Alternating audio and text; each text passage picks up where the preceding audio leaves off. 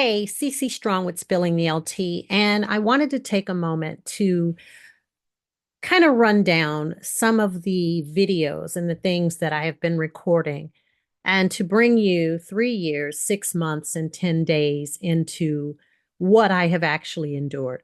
So imagine that you are accused of something that you didn't do, and several times over, because there was this big deal when an administrative investigation case was placed against me, that there were so many people that were connected to having some issue or an experience with me that was not favorable.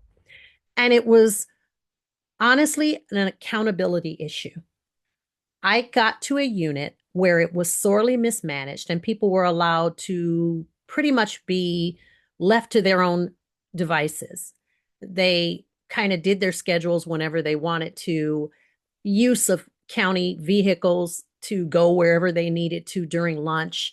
They would go to these food shows that would last all day long, but it was just basically picking up items that were free for alls and gifts so that people would come and possibly hire vendors for their agencies. This is not to say that these incidents and events were not good. It's just that it was only used for what was a benefit to the individual. Me coming in and saying, we can't just use county vehicles if we've never been trained to do so. Me coming in saying you can't pile 6 people into a vehicle and ride around for a couple hours on a lunch break. Me saying that you cannot just be in an office alone by yourself with no accountability and you come in whenever you want to. Me having a manager who was actually asleep one day at home and I called looking for him. That's a violation of policy, but it's also habitual. It's probably been okayed or ignored because no one was paying attention for so long. Now, you put yourself in my shoes and you are now entrusted with 200 plus people on staff, a $30 million budget, and spanning literally 65 locations all over Los Angeles County to ensure that food was shipped or prepared for large numbers of people. How do you rein all of that in? How do you actually have system and structure in place with that, especially after decades of not having any? Well, that was what I was up against. So holding people accountable led to people being very angry. And what unfolded was that my husband had his God given right, and I say the unmitigated gall. Humorously, I joke about that, to go and run for office as the sheriff of Los Angeles County. He, like other candidates, had every right to do so and had all of the application boxes checked. He was able to run for that office. And not only that, and not just because he is my husband, I am stepping outside of the wife role and as a fellow lieutenant, watching a man close and personal, able to watch both home life and work life. I know that he has more than the qualifications needed to get the job done. He ran for office and I was the political target. I will stand by that 100%, and no one can sway me from that. Now, that might not be what wins lawsuits or wins favor for people or puts large drops of sums of money in my pocket, but it is truth. A few days ago, I received a phone call, and the internal process that I was battling was ruled in my favor. After 3 years, 6 months, and now today, 10 days from when I was marched into an office and told that I was being placed under investigation and transferred from my assignment. Not only that, when that case started crumbling and falling apart, I was actually told that I had another case placed in my file. Now, mind you, they claimed they knew about this particular case in March of 2023, put it in my file in July of 2023, and then told me about it in September of 2023. Interestingly enough, I also got word that the captain who was serving me with this paperwork knew that it was coming. Yet he spoke to me the day that he served me with the paperwork, close to 8 months after this departmental knowledge, and told me that he had nothing to do with it, was unaware of it, and his usual conversation was just like that. Nothing was ever in his awareness. Yet he was my supervisor at the unit where I was banished to. Let that sink in for a minute. He was promoted 2 months before I was served discipline. Discipline that has now been deemed that my contractual rights were violated. Imagine you're me, and after 3 years and 6 months and 10 days, reaching out to every possible agency and person that I could to try to assist and say, hey, I have proof that this is a lie, and it going ignored. Sit that there for a minute on your mental shelf, and I would wonder how you would feel. Giving dedicated service to an agency, having your husband run for an office to better what the experiences have been, having people actually make comparisons to you. Well, I had experiences exactly like that, and I understand. I wonder how you could, because each experience is different, and I would never compare mine to yours. But on your mental shelf, just imagine realizing that someone actually paid attention and finally listened, looked at your documentation, heard the testimony of people in support of you, as well as the testimony of people who had the nerve to go on Zoom for a hearing and lie even more. A commander, another commander, a captain, a chief, a staff member from my staff, who thought it was actually funny, by the way, and chuckled about, oh, well, I guess if you put it that way. This was my life, and no one even bothered and cared whether it would have an impact mentally or otherwise. But yet we tout all of this need for mental health and wellness. We tout the need to do better within a profession that needs a reset.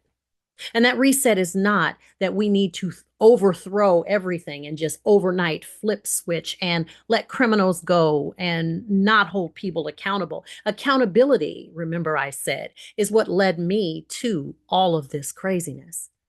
It would probably be an ugly situation because people aren't used to being held accountable.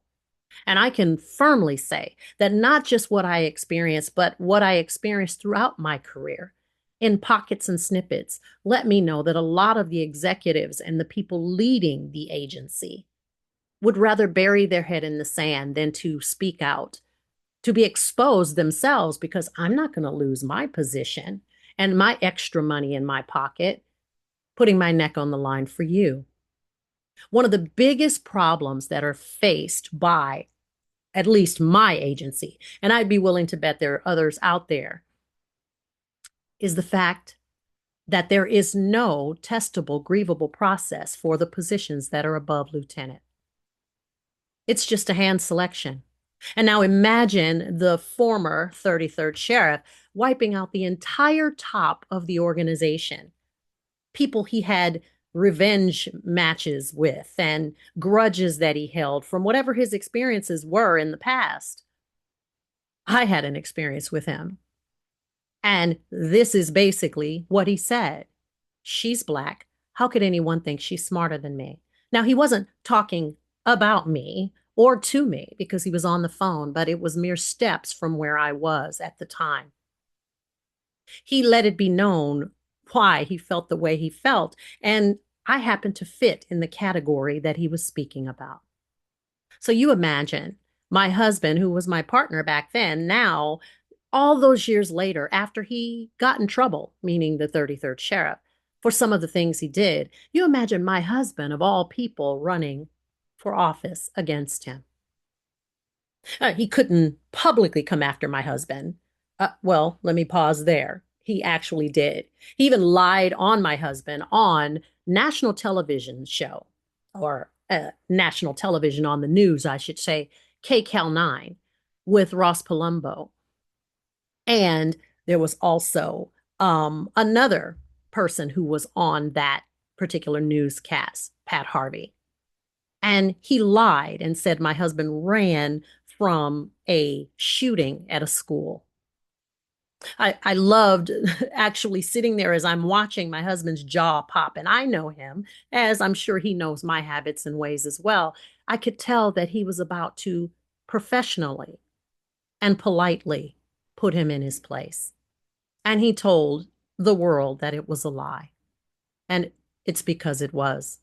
Much like the storytelling and making up things from the past, the 33rd Sheriff actually claimed that my partner and I, same guy, my husband, failed to report a force, and we had proof that it was a lie.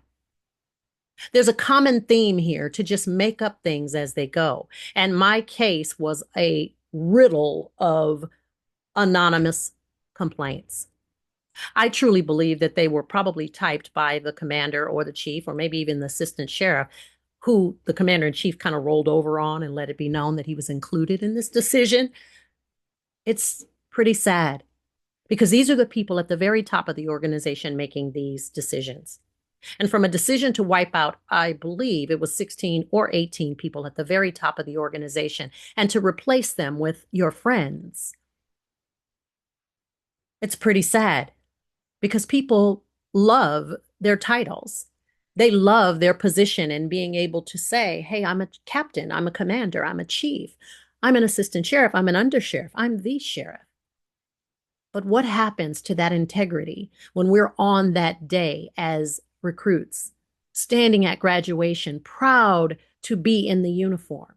We tout so much about standing as one in this brotherhood and this sisterhood, but if it only works for certain people, that's a problem.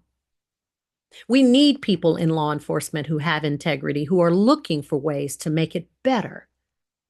And luckily, I didn't grow bitter. By the grace of God and prayer and a group of people who embraced me, who knew on the front end, not after the results and finding out that now my contractual rights were violated, they got on board and said, we know who you are. And you've never given off any of those vibes. I mean, someone said I actually grabbed him looking for tattoos on his body, and that I sent him into a tirade watching unsavory movies. I I can't make this up. I can't tell you what it means to read that people were claiming that I just intimidated them so very much and made them feel so very uncomfortable, willing to lie on two other people that were placed under investigation and should never have been. You see, my case bled over into the lies of others because they had to actually lean on the people who could have told a different story. It makes sense. It really does. Because when people are bent on destruction and they fear exposure, they stop at nothing.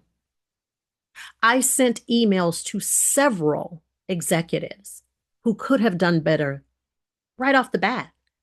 I just wanted to walk and stand and sit at a table with someone and explain this is wrong.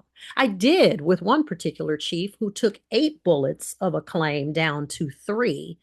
And then when I didn't take the written reprimand that was offered to me, to in essence sign and lie and claim that I had done wrong when I hadn't, bullets were put back. 2 of them, so that it would stick and so that it would be 5 witnesses instead of just the 3 with those remaining bullets. And guess what? Only one of those witnesses showed up to speak. One. And the executives involved in the process lied. So a couple of months back, I started LT letters to the liars because I started spilling the LT, meaning the loving term that is used in endearment for lieutenants on the department. They call us LT. So I've been spilling the LT over the past months. I guess this is a good way or a good place to speak about my book, The Betrayal and the Badge. And the training program, the 7 C's of survival and sustainability, a law enforcer's guide to a successful career. Because what was not able to be removed from me was the successes of the career. Now, it may not have been what people think is so successful, and people will always have some judgment about you. I had a few people reach out to let me know that they weren't impressed. I thank even them because even the negative press and the negative words that are said to you can give you wings when you know the space that it's coming from. If you are the type of person that doesn't like people that look like me, kind of like my sergeant turned sheriff all those years ago, you have a problem. Because until you actually get to know me, you'll never know. And if you judge me beforehand, you are part of the problem. I digress. The book, Betrayal and the Badge, just won an International Impact Award. I'm elated. I'm thankful and I'm grateful. I'm grateful that someone saw that my contractual rights had been violated. I've been screaming, hey, I was lied on. I didn't do this all this time. And no one was really listening.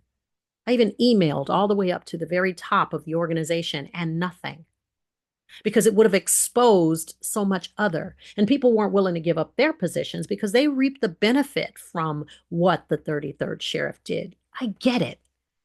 Your family and your money is not worth the integrity piece that would have helped to save mine.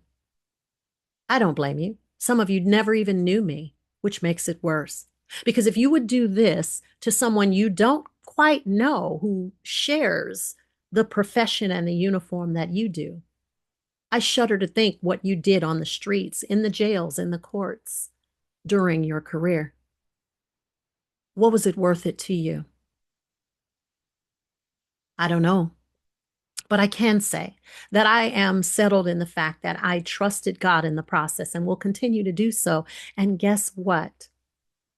I do stand and believe that law enforcement is not lost. There are ways that they can be righted, that ship can be fixed. There are so many things that can be done to enhance and better the overall process, but we have to be willing to unpack and uncover the dirt. We have to internally look at how we can change and stop just talking about transparency and all of those buzzwords that are at podiums that I guess you have to say during campaigns and when you're trying to win. But it doesn't matter once in the seat unless you're actually using any of it. I'm waiting on that day when that actually happens. It's not enough to talk about it. You've got to be about it. I'm glad that this didn't crush me, and it actually allowed me to go and seek even better and to do more. I want to be a help to others who have suffered at the hands and stayed quiet or didn't have a voice or chose to heal rather than to hurt and continue. It takes strength, and that's not a brag, it's the truth, to go on and keep going. So if you're liking what you're hearing and you want to know more about what I'm doing and how I was able to remain and still am in a fight, continuing forward, please reach out to me. I would welcome a conversation with you, and in any way that I can assist, I would actually love to hear what happened. What did you experience and what did you go through?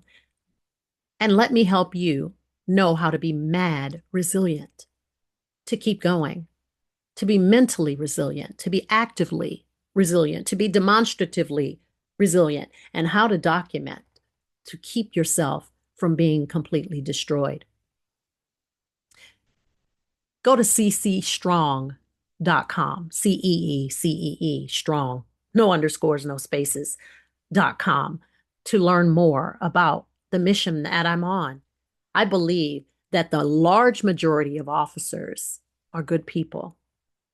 There are a few bad apples that spoil the bunch.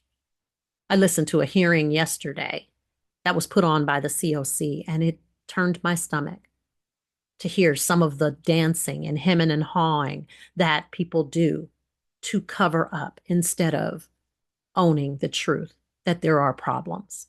The headlines tell us so. So once again, click the subscribe button below and follow me on this journey. And I am thankful to God that someone knew and actually put it in writing that my contractual rights had been violated. Stay tuned for more Spilling the LT with CC Strong. And I'll see you later. Take care.